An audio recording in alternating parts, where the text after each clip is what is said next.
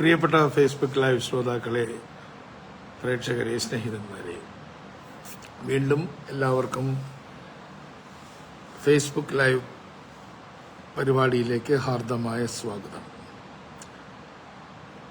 രാത്രിയാണ് നമ്മളിപ്പോൾ ഫേസ്ബുക്കിൽ കണ്ടുകൊണ്ടിരിക്കുന്നത്. ഈ തീരാൻ പോകുന്ന ആഴ്ചയിൽ രണ്ട് പ്രധാനപ്പെട്ട സംഭവങ്ങളാണ് കേരളത്തിൽ സംഭവിച്ചത്. ഒന്ന്, KSRTCയിലെ പ്രിയദർശിനി യാത്ര. പ്രിയദർശിനി യാത്രയെക്കുറിച്ച് ധാരാളം കാര്യങ്ങൾ ഇതിനകം തന്നെ പറഞ്ഞു കഴിഞ്ഞതുകൊണ്ട് അതിന്റെ വിശദാംശങ്ങളൊന്നും തന്നെ ഞാൻ പറയാൻ ആഗ്രഹിക്കുന്നില്ല. KSRTCയുടെ 68% ബസ്സുകളും ഓർഡിനറി സർവീസുകളാണ്. അതിൽ 3125 ബസ്സുകളിൽ സൗജന്യമായി സ്ത്രീകൾ ഇപ്പോൾ യാത്ര ചെയ്യുകയാണ്. മാത്രമല്ല 5 ലക്ഷം സ്ത്രീകൾ മുൻകാലങ്ങളിൽ സഞ്ചരിക്കാത്ത എണ്ണത്തിനും അധികമായി 5 ലക്ഷം സ്ത്രീകൾ എല്ലാ ദിവസവും ഇന്ന് യാത്ര ചെയ്തുകൊണ്ടിരിക്കുകയാണ്. ഇതിന്റെ ഭാഗമായിട്ട് സർക്കാരിന് 2.5 കോടിയോളം രൂപ ഒരു ദിവസം ചെലവുണ്ട് എന്ന കാര്യവും ഓർമ്മിപ്പിക്കട്ടെ. പക്ഷേ 2.5 കോടി അധികം ചെലവുണ്ടെങ്കിൽ പോലും 600 കോടി ഇപ്പം ബഡ്ജറ്റിൽ മാറ്റി വച്ചിട്ടുണ്ട് അടുത്ത 8 മാസത്തേക്ക്. അത് ജനങ്ങളുടെ ബജറ്റിലുണ്ടാക്കിയ മാറ്റം വളരെ വലുതാണ്. കേരളത്തിലെ പാവപ്പെട്ടവരുടെ കുടുംബ ബജറ്റിനെ ശക്തിപ്പെടുത്തുന്ന ഒരു ബജറ്റാണ് ഈ കാര്യത്തിൽ VD സതീശൻ ഗവൺമെന്റിൻ്റെതായി മുഖ്യമന്ത്രി തന്നെ അവതരിപ്പിച്ച ബജറ്റ്. അപ്പം അതുകൊണ്ട് പ്രിയദർശിനി യാത്രയെക്കുറിച്ച് കൂടുതലൊന്നും ഞാൻ പറയാൻ ആഗ്രഹിക്കുന്നില്ല. കാരണം ഇതിനകം തന്നെ അതിന്റെ എല്ലാ വിശദാംശങ്ങളും നിങ്ങളുടെ കൈകളിൽ എത്തിക്കഴിഞ്ഞിട്ടുണ്ട്. ഇനി അതിൽ അവശേഷിക്കുന്നൊരു കാര്യം, മലബാറിലെ KSRTCയുടെ സാന്നിധ്യക്കുറവാണ്. അത് ഉടനെ പരിഹരിക്കാൻ കഴിയില്ല എങ്കിൽ പോലും പഞ്ചായത്തുകൾ ഗ്രാമവണ്ടികൾ ഇറക്കുകയാണെങ്കിൽ ആ ഗ്രാമവണ്ടികൾക്ക് KSRTC നിർബന്ധമായും ഇത്തരത്തിലുള്ള കാര്യങ്ങൾ ചെയ്തു കൊടുക്കും, അല്ലെങ്കിൽ പ്രിയദർശിനിയാക്കി കൊടുക്കും. ഒരു സ്നേഹിതൻ RTO ഓഫീസിനെ കുറിച്ച് ഒരു കമന്റ് ഇട്ടിട്ടുണ്ട്. അത് ഗവൺമെന്റിന്റെ ശ്രദ്ധയിൽ പെട്ടിട്ടുണ്ട്. അത് പരിഹരിക്കാനുള്ള നടപടികളും ചെയ്തുകൊണ്ടിരിക്കുകയാണ്. എന്തായാലും ശരി, നിങ്ങൾക്കറിയാം, കഴിഞ്ഞ 15-ാം തീയതി വളരെ നിറഞ്ഞ ഒരു സദസ്സിൽ വെച്ചാണ് മുഖ്യമന്ത്രി ഇത് ഉദ്ഘാടനം ചെയ്തത് എന്ന് മാത്രമല്ല, അദ്ദേഹം ഒരു ഓർഡിനറി ബസ്സിൽ കയറി തിരുവനന്തപുരം തമ്പാനൂർ സ്റ്റേഷനിൽ നിന്ന് നമ്മുടെ സെക്രട്ടേറിയറ്റിന്റെ സമരഗേറ്റിലൂടെ വന്ന് ദർബാർ ഹാൾ എന്നറിയപ്പെടുന്ന 160ഓളം വർഷം പഴക്കമുള്ള നമ്മുടെ സെക്രട്ടേറിയറ്റിന്റെ മട്ടുപ്പാവിൽ അവിടുത്തെ പോർട്ടിക്കോയിൽ വന്ന് ഇറങ്ങുകയാണ് ചെയ്തത്. ഇത് തീർച്ചയായും ഒരു ചരിത്ര സംഭവമാണ് എന്ന് പറയേണ്ടതില്ല. 1938 ഫെബ്രുവരി 20-നാണ് ഇംഗ്ലണ്ടിൽ നിന്നും ഇറക്കുമതി ചെയ്ത ബസ്സുകൾ ആദ്യമായി നമ്മുടെ നഗരത്തിൽ കൂടെ ഓടിയത്.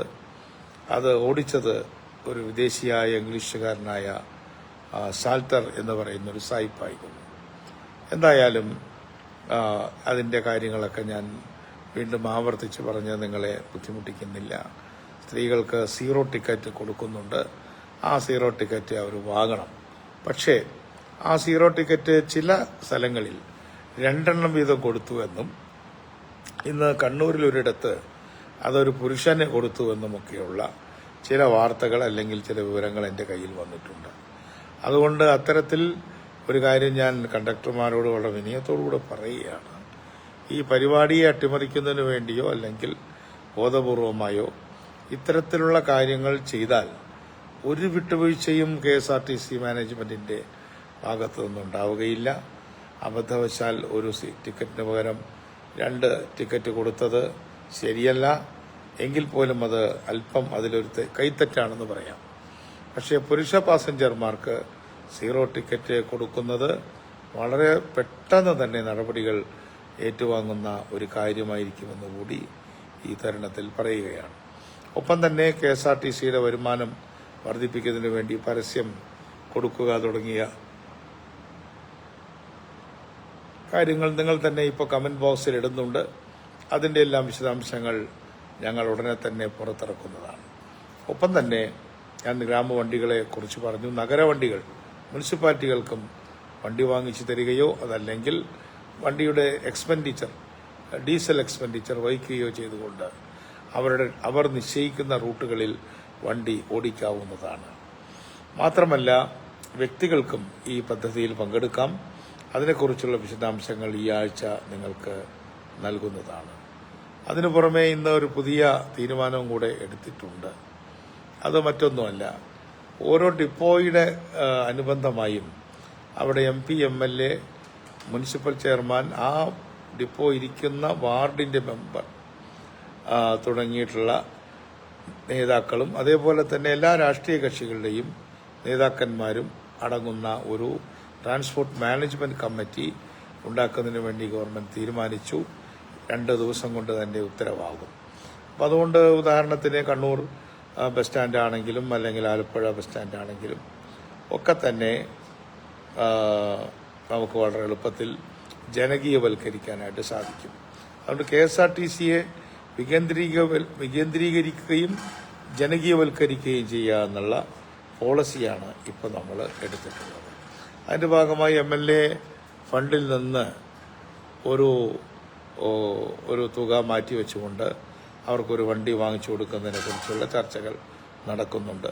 പഞ്ചായത്തുകൾക്ക് വനിതാ ഘടക പദ്ധതിയിൽ നിന്ന് അവർക്ക് ഇതിനു വേണ്ടിയിട്ടുള്ള പണം കണ്ടെത്താവുന്നതാണ്.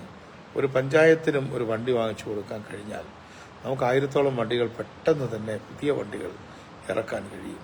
100 കണക്കിന് വണ്ടികൾ ഒരുമിച്ച് വാങ്ങിക്കണമെന്ന താല്പര്യം KSRTCക്കില്ല. അത് വളരെ ലിബറിയസ് ആയിട്ടുള്ള ഒരു പണിയാണ്. എന്നാൽ അതേസമയം വണ്ടി വാങ്ങിക്കുമ്പോൾ അത് വണ്ടികളുടെ ഉടമസ്ഥന്മാരിൽ നിന്ന് അല്ലെങ്കിൽ അവരുടെ കമ്പനികളിൽ നിന്ന് 5-10 വർഷത്തേക്കുള്ള ഒരു ആന്വിറ്റി വർഷാവർഷം കൊടുത്താൽ മതി എന്ന കണക്കിൽ വാങ്ങിക്കുന്നതിനെക്കുറിച്ചും സജീവമായ ചർച്ചകൾ ഇന്ന് നടന്നുകൊണ്ടിരിക്കുകയാണ്. എന്തായാലും KSRTC ഒരു പുതിയ വിധാനത്തിലേക്ക് ഉയർന്നു കഴിഞ്ഞു. KSRTCയുടെ അനുബന്ധമായിട്ടുള്ള എഞ്ചിനീയറിംഗ് കോളേജ് ഇന്ന് KSRTCയുമായിട്ടുള്ള ഒരു കരാറിൽ MOUവിൽ ഒപ്പിടുകയാണ്. കാരണം KSRTCക്ക് ആവശ്യമായിട്ടുള്ള ഉപദേശങ്ങൾ, സാങ്കേതികവും മാനേജ്മെന്റ് പരവുമായ ഉപദേശങ്ങൾ കിട്ടുന്നതിന് പുറത്തു പോകേണ്ട ആവശ്യമില്ല. വളരെ പ്രഗത്ഭരായിട്ടുള്ള എഞ്ചിനീയർമാർ ആണ് ഇരിക്കുന്നത്. അവരെ നമ്മൾ അതിനു വേണ്ടിയിട്ട് എടുക്കുന്നതിനെക്കുറിച്ചും ആലോചിച്ചുകൊണ്ടിരിക്കുകയാണ്. ഒറ്റ വാക്കിൽ പറഞ്ഞു, അടുത്തത് KSRTCയെ സഹായിക്കണമെന്ന് വിനയപൂർവ്വം അഭ്യർത്ഥിക്കുകയാണ്. അതുപോലെ തന്നെ VD സതീശൻ ഗവൺമെന്റിന്റെ ആദ്യത്തെ ബജറ്റ് പുറത്തു വന്നു. പുറത്തു വന്ന ആ ബജറ്റ് നിശ്ചയമായും ഒരു വിഷൻ ഡോക്യുമെന്റാണ്. അത് കണക്കുകളുടെ കളിയേക്കാൾ കൂടുതൽ എന്താണ് കേരളത്തിൽ സംഭവിക്കാൻ പോകുന്നത് അടുത്ത 10-20 വർഷക്കാലം എന്ന് കാണിക്കുന്ന ഒരു മാർഗരേഖയാണ് ആ ഡോക്യുമെന്റ്. നമ്മുടെ 600 കിലോമീറ്റർ വരുന്ന സമുദ്രതീരം, ആ സമുദ്രതീരത്തെ ഉപയോഗപ്പെടുത്തിക്കൊണ്ട് ചെറു തുറമുഖങ്ങളെ ബന്ധിപ്പിച്ചുകൊണ്ട് വലിയ തുറമുഖങ്ങളുമായി ബന്ധിപ്പിച്ച് ഓരോ പ്രദേശത്തും ചെറു പട്ടണങ്ങൾ ഉണ്ടാക്കുകയും ലോകത്തിന്റെ തന്നെ ഒരു ഹബ്ബായി മാറ്റുകയും ചെയ്യുക, മാരിടൈം ഹബ്ബായി മാറ്റുകയും ചെയ്യുക എന്ന ദീർഘകാല കാഴ്ചപ്പാടാണ് മുഖ്യമന്ത്രിക്കും UDF ഗവൺമെന്റിനും ഉള്ളത്. അതിൽ വിഴിഞ്ഞം ഒന്ന് മാത്രമാണ്. വിഴിഞ്ഞം മാത്രമല്ല, ചെറു തുറമുഖങ്ങളുണ്ട്, ആലപ്പുഴയുണ്ട്, ബേപ്പൂരുണ്ട്, കാസർഗോഡുണ്ട്. അത്തരത്തിലുള്ള എല്ലാ ചെറു തുറമുഖങ്ങളെയും കായൽ തുറവികളെയും എല്ലാം ഉപയോഗപ്പെടുത്തിക്കൊണ്ട് ഇതിനിടയിൽ കേന്ദ്ര ഗവൺമെന്റിന്റെ കീഴിലുള്ള കൊച്ചി തുറമുഖമുണ്ട്. എല്ലാ തുറമുഖങ്ങളെയും കോർത്തിണക്കിക്കൊണ്ടുള്ള ഒരു മാരിടൈം പോളിസി ആണ് ഇന്ന് VD സതീശൻ ഗവൺമെന്റ് മുന്നോട്ട് വെച്ചിട്ടുള്ളത്. അതുപോലെ തന്നെ ആരോഗ്യരംഗത്ത് നമ്മുടെ ഉമ്മൻചാണ്ടി ആരോഗ്യ പദ്ധതി, ഇന്ദിരാ ഗ്യാരണ്ടിയുടെ ഭാഗമായിട്ടുള്ള ആ പദ്ധതിക്ക് വേണ്ടി കുറെ പണം മാറ്റിവെച്ചിട്ടുണ്ട്.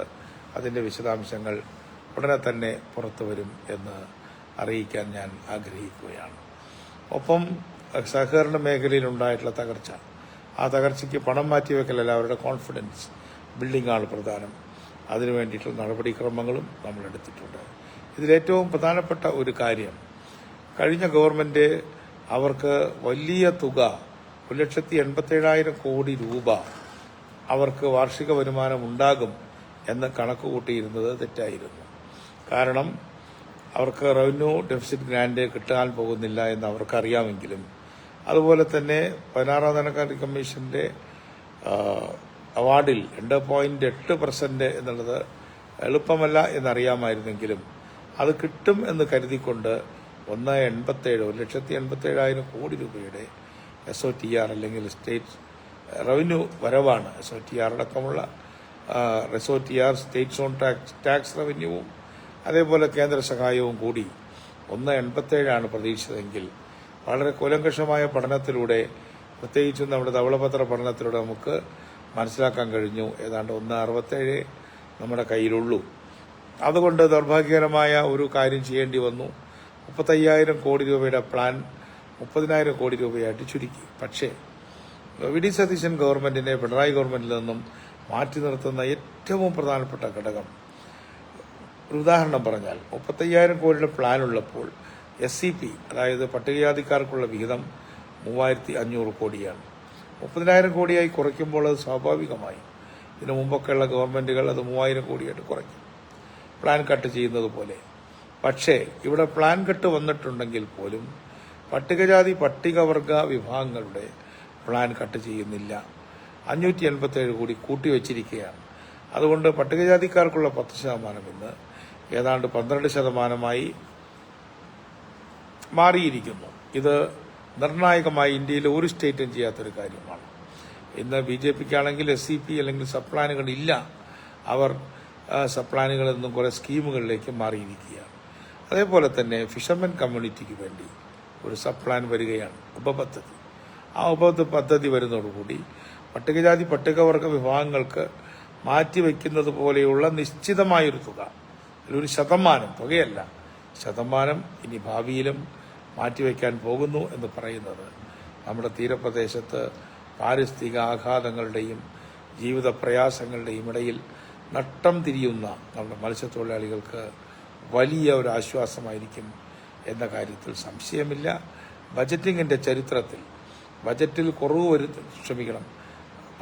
കുറവ് വരുമ്പോഴും പാർശ്വവൽക്കരിക്കപ്പെട്ടവരുടെ അടങ്കലിൽ കുറവ് വരുത്താതിരിക്കുക എന്ന വിപ്ലവകരമായൊരു നടപടിയെടുത്ത ധനകാര്യമന്ത്രി കൂടിയായ മുഖ്യമന്ത്രിയെ ഞാൻ അകമഴിഞ്ഞ് അഭിനന്ദിക്കുകയാണ്. ഞാനിന്ന് നീട്ടിക്കൊണ്ടു പോകുന്നില്ല. ഇത്തരത്തിൽ നിർണായകമായ നിരവധി സംഭവങ്ങൾ ഈ ആഴ്ച നടന്നു. അന്താരാഷ്ട്ര തലത്തിലാകട്ടെ നമ്മുടെ ഗൾഫ് യുദ്ധം എന്നറിയപ്പെടുന്ന യുദ്ധം അവസാനിച്ചു എന്നാണ് നമ്മൾ കരുതുന്നത്. പക്ഷേ ഇസ്രായേൽ വെറുതെ ഇരിക്കുന്നില്ല. ഇസ്രായേൽ ഒരു റോഗ് രാജ്യമാണ്.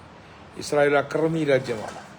ആ അക്രമി രാജ്യത്തിന്റെ അക്രമം ഇന്ന് ട്രംപിന് പോലും സഹിക്കാൻ പറ്റാത്ത ഒരവസ്ഥയിലേക്ക് എത്തിയിട്ടുണ്ട് എന്ന് ട്രംപിന്റെ ചില പ്രസ്താവനകളിലൂടെ കാണാം. എന്തായാലും ലോകം സമാധാനത്തിലേക്ക് വരുന്നത് മലയാളികൾക്ക് വളരെ സന്തോഷകരമായ ഒരു കാര്യമാണ്.